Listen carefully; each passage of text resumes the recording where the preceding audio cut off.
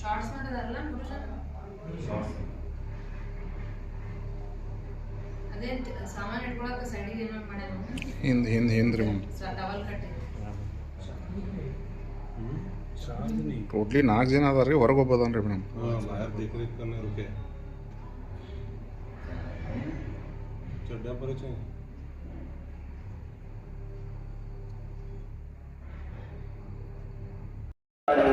ಸಾರ್ವಜನಿಕರಲ್ಲಿ ಪ್ರಕಟಣೆ.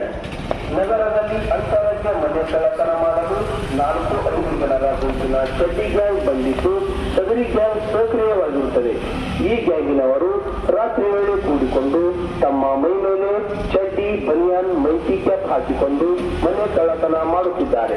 ಇಂಥ ಜನರು ತಮ್ಮ ಬಡಾವಣೆಯಲ್ಲಿ ಕಂಡು ಬಂದಲ್ಲಿ ಯಾರೂ ಭಯಪಡದೆ ಪೊಲೀಸ್ ಕಂಟ್ರೋಲ್ ರೂಮ್, ತುರ್ತು ಸೇವೆಯಾದ 112 ಮತ್ತು ಗೋಲ್ ಗುಮ್ಮಚ್ ಪೊಲೀಸ್ ಠಾಣೆಗೆ ಮಾಹಿತಿ ತಿಳಿಸಲು ಸಾರ್ವಜನಿಕರಲ್ಲಿ ಕೋರಲಾಗಿದೆ. ಸಾರ್ವಜನಿಕರಲ್ಲಿ ವಿಶೇಷ ಸೂಚನೆ: ತಾವುಗಳು ತಮ್ಮ ಮನೆಯನ್ನು ಕೀಲಿ ಹಾಕಿಕೊಂಡು ಬೇರೆ ಊರಿಗೆ ಹೋಗುವ ಮುಂಚೆ ತಮ್ಮ ಮನೆಯಲ್ಲಿದ್ದ ಬೆಲೆ ಬಾಳುವ ಬಂಗಾರದ ಆಭರಣಗಳು ಮತ್ತು ಹಣವನ್ನು ಬಿಟ್ಟು ಹೋಗಬಾರದಂತ ತಿಳಿಸಲಾಗಿದೆ. ತಾವುಗಳು ಹೋಗುವ ಮುಂಚೆ ಸಮೀಪದ ಪೊಲೀಸ್ ಠಾಣೆಗೆ ತಿಳಿಸಿ ಹೋಗುವಂತೆ ಕೋರಲಾಗಿದೆ.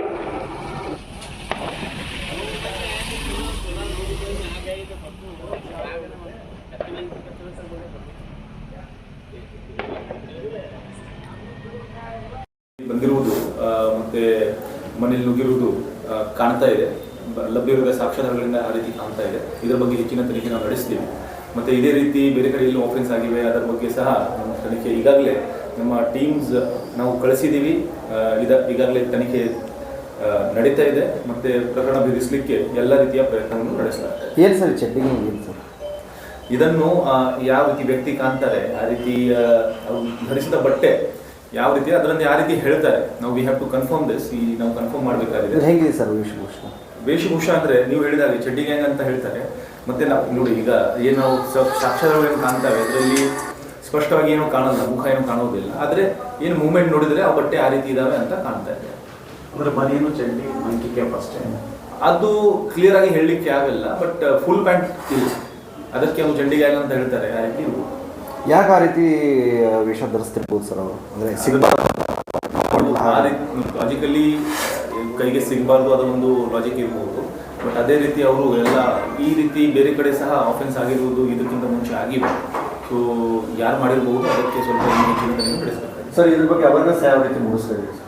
ನೋಡಿರಿ, ಅವೇರ್ನೆಸ್ ಅಂದರೆ ನೋಡಿ, ಯಾವ ಸಸ್ಪಿಷಿಯಸ್ ಮೂವ್ಮೆಂಟ್ ಕಂಡ್ರೆ ಫಸ್ಟ್ ಆಫ್ ಆಲ್ ನೀವು ಜನರು ನಮಗೆ 112 ಇದೆ, ಅದಕ್ಕೆ ನೀವು ಫೋನ್ ಮಾಡಬಹುದು. ಅದು ಎಲ್ಲ ರೆಕಾರ್ಡ್ ಆಗುತ್ತೆ, ಪೊಲೀಸ್ ವ್ಯಾನ್ ಅಲ್ಲಿ ಬರುತ್ತೆ, ಅವರು ಸ್ಪಂದಿಸ್ತಾರೆ. ಮತ್ತು ನಮ್ಮ ಅಧಿಕಾರಿಗಳ ಫೋನ್ ನಂಬರ್ಗೆ ಸಹ ನಾವು ಸಹ ಫೋನ್ ಮಾಡಿದ್ರು ಸಹ ನಮ್ಮ ಸಿಬ್ಬಂದಿ ಅಧಿಕಾರಿ ಅದಕ್ಕೆ ಸ್ಪಂದಿಸ್ತಾರೆ. ಮತ್ತು ಸಂಬಂಧಪಟ್ಟ ಬೀಟ್ನವರಿಗೆ ನಮ್ಮ ಸಾರ್ವಜನಿಕರಿಗೆ ವಿನಂತಿ, ಸಂಬಂಧಪಟ್ಟ ಬೀಟ್ PC-ಗೆ ಅವರು ಸಂಪರ್ಕದಲ್ಲಿದ್ದರೆ ಇಂಥ ವಿಷಯವನ್ನು ಈ ಕೂಡಲೇ ಗಮನಕ್ಕೆ ತರಲಿಕ್ಕೆ ಸ್ವಲ್ಪ ಅನುಕೂಲ ಆಗುತ್ತೆ. ಸರ್ ಈಗ ಗೋಳುಮಟ್ಟ ಏರಿಯಾದಲ್ಲೆಲ್ಲ ಮೈಕ್ ಹಾಕಿ ಅನೌನ್ಸ್ ಮಾಡ್ತಾ ಇದ್ದಾರೆ ಸರ್. ಈಗಾಗಲೇ ನಾವು ರಾತ್ರಿ ಹೊತ್ತಿನಲ್ಲಿ ವಿಜಯಪುರ ಜಿಲ್ಲೆಯಾದ್ಯಂತ ಅಲ್ಲಿ ಚೆಕ್ ಪೋಸ್ಟ್ ಎಲ್ಲ ಹಾಕಿದ್ದೀವಿ, ನಾಕಾಬಂದಿ ಮಾಡ್ತೀವಿ.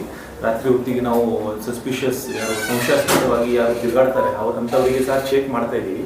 ನಿನ್ನೆ ರಾತ್ರಿ ಘಟನೆ ಆದ ನಂತರ ಸಹ ಇನ್ನು ಮುಂದೆ ಸಹ ನಾವು ಎಲ್ಲರಿಗೂ ಸ್ಟ್ರಿಕ್ಟಾಗಿ ಕಟ್ಟುನಿಟ್ಟಾಗಿ ರಾತ್ರಿ ನೈಟ್ ರೌಂಡ್ ಮಾಡೋಕ್ಕೆ ಎಲ್ಲ ನಿರ್ದೇಶನ ನೀಡಲಾಗಿದೆ ಮತ್ತು ಅದನ್ನು ಚೆಕ್ ಸಹ ಮಾಡಲಾಗ್ತದೆ. ಈ ಮೈಕ್ ಅನೌನ್ಸ್ಮೆಂಟ್ ಹೆಂಗೆ ಮಾಡೋದು ಸರ್?